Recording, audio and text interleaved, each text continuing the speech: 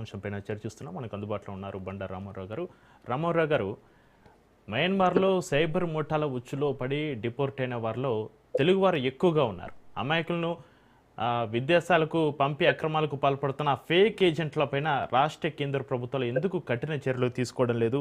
ఏజెంట్ల మోసాలను అరికట్టాలంటే ఏం చేయాలంటారు రామారావు గారు? చక్రి గారు, ఏజెన్సీల మోసాలు అరికట్టాలంటే ఫస్ట్ పోయేవాడు ఏం చేయాలి? సరైన ఏజెన్సీ కాదా అన్నా కొంత రుజువు చేసుకోవాలి. రేటింగ్స్ కూడా చూసుకున్నా, మీరు ఒక ఏజెన్సీని ఎంచుకునేటప్పుడు మీరు ఒకసారి పోయిన వాళ్ళ అనుభవాలు ఉంటాయి కదా, వాళ్ళు రేటింగ్ ఇస్తున్నారు, ఇది సంస్థ మంచిది. అట్లా ఉదాహరణకు మనము దేశంలో ట్రావెల్ ఉంటుంది కదా, ట్రావెల్ ఏజెన్సీస్ ఉంటాయి కదా, వాళ్ళు ఏం చూస్తాం, మనం మానస సరోవర్ తీసుకుపోతా అంటే వానికి ఏమి మౌలిక వసతులు ఏముండే అనుకోండి, మనం నమ్మం కదా అటువంటి వాడిని. వాడు ట్రాక్ రికార్డ్ చూస్తాం. అట్లాగే మన దేశంలో టూరిజానికి ఇంత చూస్తున్నప్పుడు బయట దేశాలకు వెళ్ళి వీసాలు ఉంటాయి, నిబంధనలు ఉంటాయి, అన్ని ఉంటాయి కనుక పోయేటప్పుడు ఒకసారి ఏజెన్సీస్ ట్రాక్ రికార్డ్ చూసుకోవాలి. మన జాగ్రత్త చెప్తున్నాం. రెండోది, మీరు అన్నట్టు ప్రభుత్వం కూడా ఏదైతే పంపించేటప్పుడు ఏ ఏజెన్సీస్ రిజిస్టర్ అవుతున్నాయి కదా, వాళ్ళ ట్రాక్ వాళ్ళు పరిశీలించవచ్చు కదా. అసలు సినిమా చూస్తుంటే చక్రి, మనం సినిమా రేటింగ్ చూస్తున్నాం కదా, ఎవరెవరు ఏమంటున్నారు. అసలు హోటల్ పోవాలంటే హోటల్లో భోజనం మంచిగా ఉందా లేదా అని రేటింగ్ చూస్తున్నాం కదా, ప్రతి చిన్న పనికి రేటింగ్ చూస్తున్నాం కదా.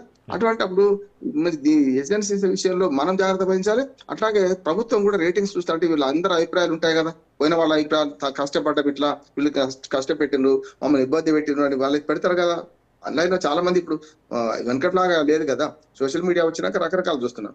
ప్రభుత్వం కూడా జాగ్రత్తగా ఉండాలి. అంతేందుకు ఒక మాట చెప్తాను. కెనడాలో అయితే ఈ ఆగస్టు 25 నాటికి, మొన్నటి ఆగస్టు నాటికి 74 to 80% రిపోర్ట్ చేశారట వీసాలు. అందరు భారతీయుల సంఖ్య ఎక్కుంది, ముఖ్యంగా మన దేశ విద్యార్థులను 74 to 80%, మొత్తం 100 మంది చేసిన అనుకోండి, అలా 70 to 80% మన వాళ్ళు ఉంటున్నారట. కారణం ఏంటి చెప్పండి? అందుకని మనం కూడా ప్రత్యామ్నాయం ఎత్తుకోవాలి. రెండోది కూడా ఏంటంటే, ఒకటి ప్రభుత్వాలు జాగ్రత్త తీసుకోవాలి, ఏజెన్సీల పట్ల జాగ్రత్తగా ఉండాలి, ఆ ఏజెన్సీస్ అవసరమైతే బ్లాక్ లిస్ట్ లో పెట్టాలి. రెండోది ఏంటంటే, నిబంధనలను అచ్చమైన ప్రాంతీయ భాషలో పెట్టాలంటున్నాం. ఒకవేళ మనకు ఆ ప్రత్యామ్నాయాలు కూడా ఉన్నాయి అంటున్నాను. ఇప్పుడు ఉదాహరణకు జర్మనీ ఉంది, విద్యార్థుల సంఖ్య జర్మనీకి పెరిగిందట. ఈ 2025 సంవత్సరంలో జర్మనీకి పోయే విద్యార్థుల సంఖ్య పెరిగింది. కెనడా కూడా పెద్ద ఎత్తున వెనుక పంపింది కదా. యుఏఈ ఉంది మనకు, జర్మనీ యుఏఈకి ఈ మధ్యన రెండు దేశాలకు మన దగ్గర నుంచి విద్యార్థుల సంఖ్య పెరుగుతుంది. ఎందుకంటే జర్మనీలో ఒక పద్ధతి పాటిస్తారు ఏవైనా సరే, మిగతా యూరోపియన్ దేశాల కంటే కూడా బ్రిటన్ కానీ జర్మనీ కానీ కొంత, అందుకని బ్రిటన్ నుంచి కానీ ఇతర దేశాల నుంచి మనకు చాలా తక్కువ మంది వెనక్కి వస్తున్నారు, చూస్తున్నాం కదా మనం. అంటే వాళ్ళ నిబంధనలు పాటిస్తూనే అక్కడికి పోయే వాళ్ళు లేకపోవడం వల్ల కూడా కొంత వాళ్ళు భరిస్తున్నారు అంటున్నాం. అందుకని జర్మనీ యుఏ ఈ రెండు దేశాలకు వలసలు పెరుగుతున్నాయి. ఈ మధ్యన విద్యార్థి వీసాల కింద జర్మనీకి ఎక్కువ పెరిగారు. ప్రత్యామ్నాయం ఉంటే, మనసు ఉంటే మార్గం ఉంటుంది కదా, ప్రత్యామ్నాయం ఉంటే మనకు కొంతవరకు వెసులుబాటు దొరికింది. అదే మూడు. ఒకటి, భారత ప్రభుత్వం ఇటువంటి అక్రమ ఏజెన్సీల పట్ల జాగ్రత్తగా ఉండాలి, అవసరమైతే బ్లాక్ లిస్ట్ పెట్టాలి. వాళ్ళు మళ్ళీ అదే తప్పులు చేస్తున్నారు, కొన్నిసార్లు ఫైన్ వేస్తున్నారు ఇటువంటి వాటికి. మళ్ళీ అదే తప్పు చేసినట్టు ఏం చేయాలి? మొత్తం నిషేధించాలి, బ్లాక్ లిస్ట్ పెట్టాలి ఆ ఏజెన్సీస్. అంటే కొంత అవినీతి ఉన్నది, ఇలా ఆశ్రిత పక్షపాతం ఉన్నది.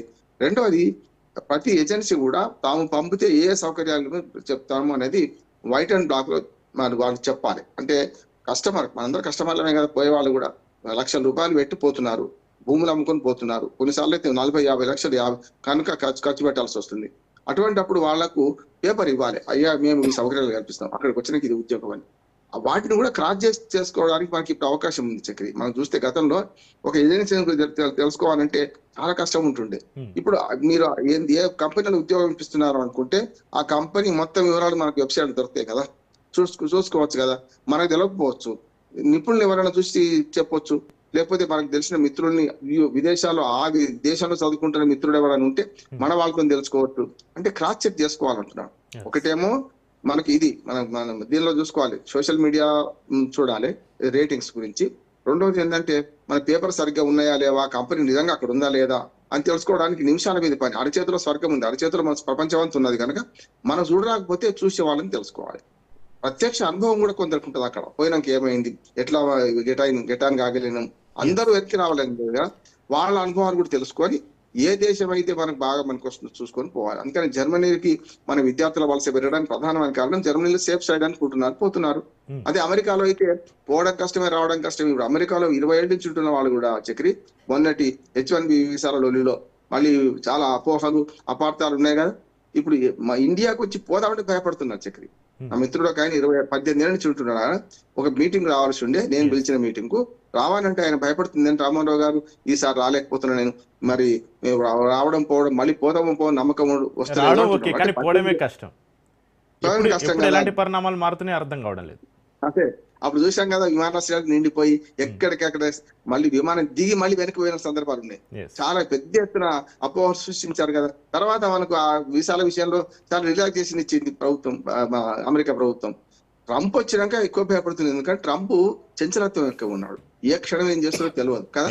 కానీ అట్లానే ఒక్క అమెరికా గురించి కాకుండా మిగతా ఇన్ని దేశాలు మనకి వెనక్కి పంపుతున్నాయంటే పొరపాటు మనలోనే ఉంది. మన భారత ప్రభుత్వం దగ్గర ఉన్నది, పోయేవాళ్ళది ఏజెన్సీస్ దగ్గర ఉంది. ఈ మూడింటిని అనుసంధానం చేసి ఒక చక్కగా విదేశాలకు పోవడానికి మార్గదర్శిని అది ప్రాంతీయ భాషలో కూడా రావాల్సి ఉన్నది. అది చేస్తే కొంత అవగాహన వస్తే ఆ ఆశలు పడి అనవసరంగా ఆశపడి పోరు, మన నిరాశతో వెనక్కి రారని అనుకోవచ్చు మనం. రామారావు గారు, వీసా నిబంధనలు తెలియక గడువు ముగిసినా కూడా అక్కడే ఉండిపోతున్న కార్మికులకు ఎంబీసీల ద్వారా కౌన్సిలింగ్ ఇచ్చే వ్యవస్థ మనకుందా? ఒకవేళ ఉంటే ఈ సంఖ్య ఏటా ఎందుకు పెరుగుతుందంటారు? ఇవాళ ఫింగర్ టిప్స్ మీద మనకు సమాచారం ఉన్నది చక్ర. మీరు చాలా విలువైన ప్రశ్న. ఎందుకంటే పోయిన వాళ్ళకు తెలుసు, పోయిన వాళ్ళు ఉద్దేశపూర్వకంగానే ఉంటున్నారు, వాళ్ళకి తెలియదా వాళ్ళ వీసా గడువు ఎంత ఉంది, అక్కడ ఎన్ని రోజులు ఉండాలి తెలియదా. కనుక అక్కడ అలవాటు పడ్డారు, మరి ఇక్కడ రాలేకపోతారు, రావాలంటే డబ్బులు ఖర్చు కావాలి, అక్కడే ఉండి ఏదైనా ఉద్యోగం చూసుకొని చేసుకున్నారు. వాళ్ళు వీసా గడువు ముగిసిన వాళ్ళు కదా. వీసా గడువు ముగిసిన వాళ్ళ గురించి భారత ప్రభుత్వం దగ్గర సమాచారం ఉంటది కదా అంటున్నాను కదా. వీసా ఎన్ని రోజులకి ఇచ్చింది, ఆ ప్రభుత్వం దగ్గర సమాచారం ఉంటుంది. ఇద్దరు మార్పిడి చేసుకోవాలి, దేశాల మధ్య మార్పిడి చేసుకోవాలి. అంటే దొరికితే దొంగ, దొరకకపోతే దొర అంటే కష్టం కదా. దొరికినప్పుడు కాకుండా ఇది ఎప్పటికప్పుడు వెబ్సైట్లలో చెప్పాలి. మనకు అంతెందుకు ఇన్సూరెన్స్ కడతాం అనుకోండి, అయిపోయే నెల ముందు నుంచి వాడు చుట్టి కొడుతూనే ఉంటాడు, ప్రతిరోజు పంపుతాడు మెసేజ్. పంపుతాడు మనకు ఇన్సూరెన్స్ టైం అయిపోయింది దాన్ని పంపుతాడు. ఆఖరికి మనం ట్రైన్ టికెట్ బుక్ చేసుకుంటా కూడా చాలా మెసేజ్లు వస్తున్నాయి. అటువంటిది వీసా నిబంధనల ప్రకారం అక్కడికి పోయిన వాళ్ళు ఎన్ని రోజులు రావాలి అంటే భారత ప్రభుత్వం దగ్గర రికార్డు ఉంటుంది, పోయిన వాడు అక్కడ ఎక్కడికి ఏ దేశానికి పోయినా వాళ్ళ దగ్గర రికార్డు ఉంటుంది కదా.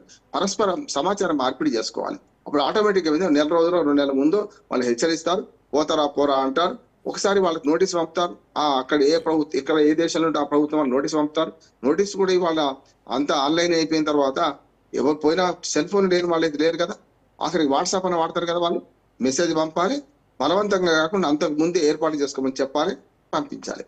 ఇంకొక మార్గం కూడా ఉంది, మర్యాద పూర్వకంగా పంపితే మనం చూసాం కదా. మనం అమెరికా ఏం చేస్తుంది, అక్రమంగా వలసలు ఉన్న వాళ్ళకు $3 లక్షలు మీకే ఇస్తాం, 3 లక్షల రూపాయలు ఇస్తాం అంటే మనకు దాదాపు $20,000 ఏమవుతుంది, 2018 కదా, దాదాపు $25,000 కరెక్ట్, $25,000 ఇస్తాం, మీరు వెనక్కి వెళ్ళిపోండి, మీకు అరెస్ట్ చేయము, మిమ్మల్ని ఏమనము, డబ్బులు వస్తాయి, మీరు సేఫ్ సైడ్ మీ ప్రయాణానికి ఏర్పాటు మేమే చేస్తామని అమెరికా ఒక మంచి బంపర్ ఆఫర్ ఇచ్చింది. మరి ఎంతమంది వస్తారో తెలియదు. నిజంగా చెప్పాలంటే బంపర్ ఆఫర్ అంటున్నా, $3 లక్షల వస్తాయి ఇండియన్ కరెన్సీలో. అట్లానే వాళ్ళకి ప్రయాణ ఖర్చులు లేవు, దాదాపు 70,000-80,000 రూపాయలు కావాలి. మంచి పీక్ సీజన్ లో కొనుక్కుంటే $1,00,000 దాకా పోతుంది టికెట్ ధర అమెరికా నుంచి ఇక్కడ రావడానికి. అవన్నీ వాళ్ళే పెడతా అంటున్నారు కదా. అయితే రామారావు గారు, ఇక్కడ విద్యార్థుల బహిష్కరణలు కూడా ఎక్కువ జరుగుతున్నాయి విదేశాల నుంచి. యూకే, ఆస్ట్రేలియా, అమెరికా వంటి దేశాలు విద్యార్థులను వెనక్కి పంపిస్తున్నారు. లక్షల రూపాయలు అప్పు చేసి చదువుకోవడానికి వెళ్తున్న విద్యార్థులు డిపోర్ట్ అయితే అంటే వాళ్ళని మళ్ళీ తిరిగి పంపిస్తే వారి ఆర్థిక పరిస్థితి ఏమిటి? విద్యా సంస్థలు విద్యార్థులను మోసం చేస్తున్నాయా? వారి పరిస్థితి ఏంటంటారు? వాళ్ళ మీద కోపం లేదు కానీ చేసుకున్నానికి చేసుకున్నంత అనే ఒక మాట ఉన్నది, సామెత ఉన్నది.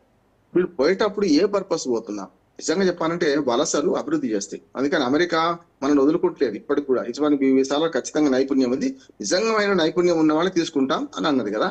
వలసలు అభివృద్ధి చేస్తాయి, నేను అన్నమాట కాదు. బిల్ క్లింటన్ అని అమెరికా మాజీ అధ్యక్షుడు, ఆయన అధ్యక్ష పదవి అయిపోయిన తర్వాత ఒక మంచి వ్యాసం రాసిండు ఆయన.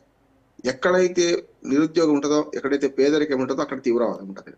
అట్లా రెండో మాట ఏమనండి, ఎక్కడైతే వలసలు ఉంటాయో వలస పోయినోడు ఆ దేశాన్ని అభివృద్ధి చేస్తాడండి. ఎక్కడైనా చూడండి, మన ఊళ్ళో మన కూరగాయలు కొనుక్కోవడానికి వెనక ముందు అవుతాం, అదే హైదరాబాద్ పోతే మనం బ్రహ్మాండంగా మార్కెట్ సంచి పట్టుకుని పోతాం. అంటే ఒక ఉదాహరణ చెప్తున్నాం.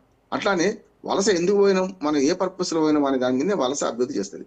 కానీ కొంచెం గర్వం ఎక్కువైతే, కొంచెం నిబంధనలు ఉల్లంఘిస్తే ఏం కాదనుకుంటే ఇట్లాంటివి జరుగుతాయి అంటాను. అంటే వాళ్ళు పోయిన వాళ్ళు సేఫ్ సైడ్ గా ఏ పనికి పోయినామో ఆ పని చేసుకుంటే అభ్యంతరాలు ఎవరికి ఉండవు, వాళ్ళకు కూడా అక్కడ కూడా వాళ్ళు ఏమి వెనక్కి పంపరు.